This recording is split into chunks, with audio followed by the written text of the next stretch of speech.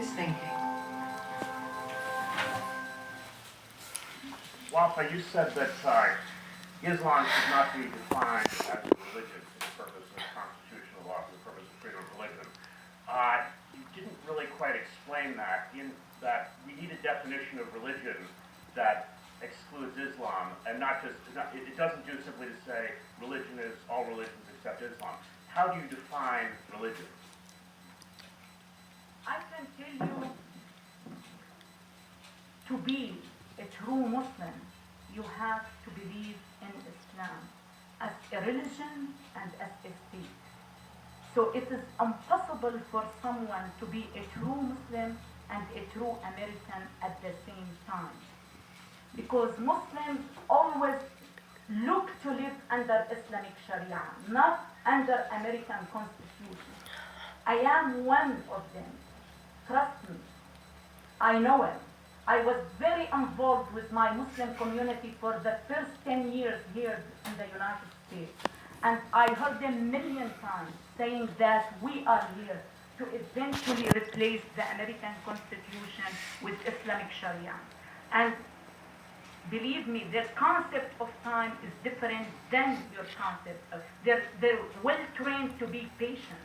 If not this year, after 100 years. If not after 100, after 1 million, we will take over. This is their mentality. This is their concept of religion. Religion is a state for them. Any definition of religion you will come up with, it will exclude state. I'm going to show you guys the other part where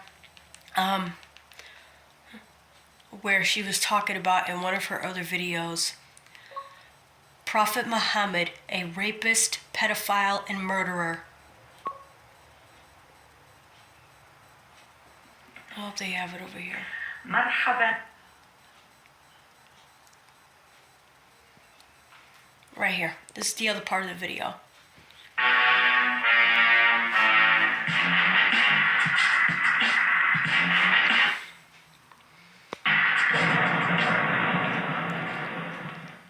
In order for anyone to understand my points, one needs to get familiar with Muhammad's biography from E to G. Muhammad killed every infidel who wouldn't submit. Muhammad repeatedly told Muslims to deceive Kafirs. Muhammad was a Jew hater. Muhammad made Jews and the Christian dhimmis. Muhammad's last words at his deathbed were to curse the Jews and the Christians. Unfortunately, his acts define normal Islam and not radical Islam.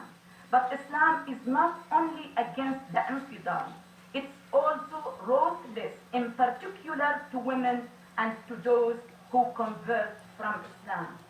Here I would like to share some facts on the way Muhammad treated and thought of women. As a married man, Muhammad raped Aisha when she was 9, he was 54. As a married man, Muhammad raped the Jewish woman Safiya. At the very same day, he killed her husband, her father, and her brother. As a married man, Muhammad raped his son's wife. On the same day, he forced his son to leave her for him. Muhammad said, a man whose nose runs with blood, mucus, or pus had the right to expect his wife to lick it with her tongue. One Quranic verse reads, your women are your filth. Go then into your filth as you please. And this repulsive tale goes on and on. Therefore, I cannot help but share with you that when I hear people in the West describe Muhammad's doctrine as moderate or peaceful, I, as a woman who had suffered under Islamic Sharia, feel humiliated and insulted to the core. No academic knowledge of Islam can trump a personal experience of vile life under Islamic Sharia. It is one thing to study the politically corrected doctrine of Islam and another thing to live its reality. I wanted to show you guys that right there. That Islam, Muhammad, who was the founder of Islam, he was a murderer. He was a pedophile. In other words, he was a child rapist. He married Aisha when she was about 9 years old or 10. But there was someone else that said that he married her when she was 6, which is also pedophilia, rape, female genital mutilation, and that women have to wear the hijab. Okay, I'm not gonna water things down, man. I'm not gonna soften things up because it is what it is. See, look. We're back with our worldly now and a distressing story. We're back with our worldly now. A 9-year-old baby being sold to a 55-year-old man. It's disgusting.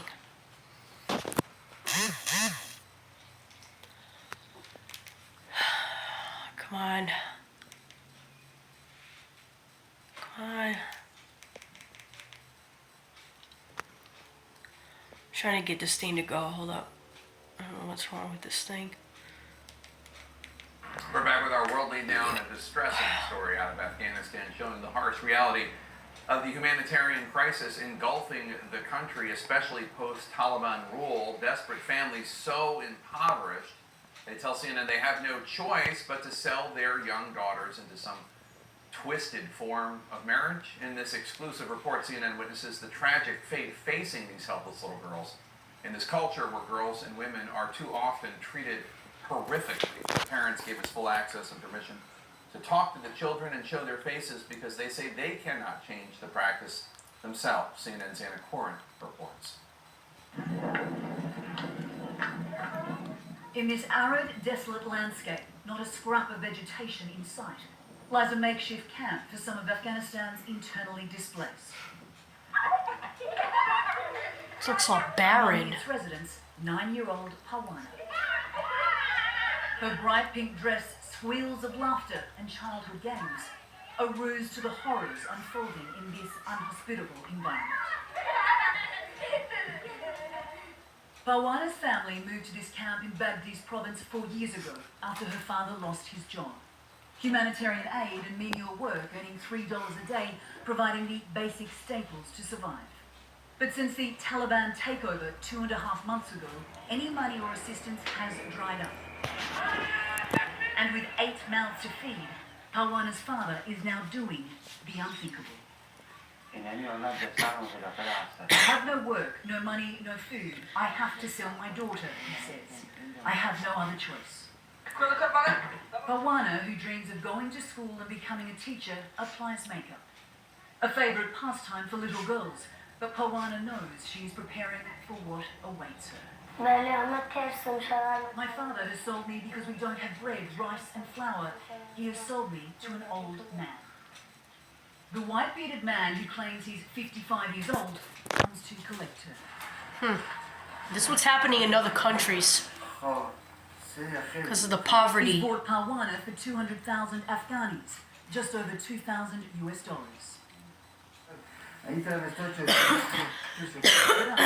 Pawana whimpers as her mother holds her. This is your bride. Please take care of her, says Pawana's father. Of course I will take care of her, replies the man. His large hands grab her small frame. Pawana tries to pull away. As he carries her only bag of belongings, she again resists. It's pedophilia at the end of the Digging her day. heels into the dirt. But it's futile. The fate of this small, helpless child has been sealed. Child marriage is nothing new in poor rural parts of Afghanistan. But human rights activists are reporting an increase in cases because of the economic and humanitarian crisis engulfing the country. These are devastating decisions that no parent should ever have to make. It really speaks to what an extraordinary breakdown is happening in Afghanistan right now. For months, the UN has been warning of a catastrophe as Afghanistan, a war-ravaged, aid-dependent country, descends into a brutal winter. Billions of dollars in central bank assets were frozen after the Taliban swept to power in August. Banks are running out of money, wages haven't been paid for months, while food prices soar. According to the UN, more than half the population doesn't know where their next meal is coming from. And more than 3 million children under the age of 5 face acute malnutrition in the coming months. People of Afghanistan need a lifeline. And while $1 billion has been pledged by UN donors to help the Afghan people, less than half those funds have been received, as the international community holds off recognizing the Taliban government. People of Afghanistan will be dying of hunger in the next couple of months. And not just a few. This is just making people more and more vulnerable. And we cannot accept that. Sentiments shared by the Taliban. We are asking aid agencies to come back to Afghanistan and help these poor people. Otherwise, the crisis will worsen. For this family in neighboring Ghor province, they are trying to sell 2 daughters, 9-year-old Litan and 4-year-old Zeton, for $1,000 each. Do you know why they're selling you? The journalist asked Zeton. Because we are a poor family and don't have any food to eat, she says. Are you scared? He asks. Yes, I am. Another family in Ghor province borrowed money from their 70-year-old neighbour. Now he's demanding it back, but they have nothing to give except their 10-year-old daughter, Maggie. My daughter doesn't want to go and is crying all the time. I am so ashamed, he says. Terrified, she threatens to take her life. If they push me to marry the old man, I will kill myself. I don't want to leave my parents. Days later, she discovers the sale has been finalized. And these children crying. A child sold into a life of misery. Jake, it is just gut-wrenching knowing what these young girls will be subjected to, and just an update on young Magul, the last girl in our story there. She will be handed over to the 70-year-old man in the coming days. It's just a tragic fate that awaits this young girl. Now, if the aid situation is not addressed urgently, the UN projects, Jake, that by the middle of next year, 97% of Afghans will be living below the poverty line, not meaning that hunger and starvation will be facing these people alone, but that other girls will end up like Magul and Awana, Jake. Yeah, it's such a horrible story. It's so tough to watch. You know that this happened, this tradition, this awful thing was predated the Taliban taking over again. But how has the Taliban takeover in Afghanistan earlier this year made it worse? How has it exacerbated this problem of families selling their daughters? So, absolutely, you're absolutely right. This has been around for forever. However, from the local journalists that we've been speaking to and working with, they say that once upon a time it was behind closed doors. Now it is out in the open. The international community is obviously refusing to recognise the Taliban as the official government, and as a result they are freezing billions of dollars in reserves that would otherwise go to the people of Afghanistan. They're doing this to try and hold the Taliban to account, especially on their record regarding human rights of women and of young girls. But by punishing the Taliban, it means that money is not getting to Afghans most vulnerable, which obviously includes the girls in our piece, Jake. Really tough to watch. Anna Corin, thank you so much for that important story. Yeah, I bet a lot of these people running these countries who are also Islamists, they're probably rapists and they're probably pedophiles that run this country. So I bet they're trying to make it hard for these poor people, okay, to make their life easier, okay, so that their life could get so hard so that they can sell their poor children out. It's like, man, the governments of this world don't care nothing about you, man. They don't care. It's all disgusting things that happen in this planet down here.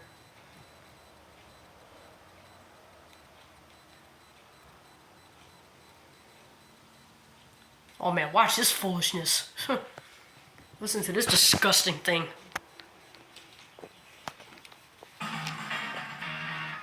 Don't get me wrong, man. There's a bunch of mess over here in America too.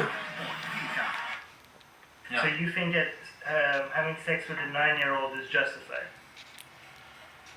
Yeah, I mean, the thing is that so here, let me ask you a question, okay? Is the problem with... No, I'm asking you a question. Let me ask, well, I have to frame it, okay? So if you have a problem with child marriage, because you think it is categorically wrong, or is it because it's conditionally wrong? Well, I'm asking you the It's wrong in all areas, sir. It's disgusting.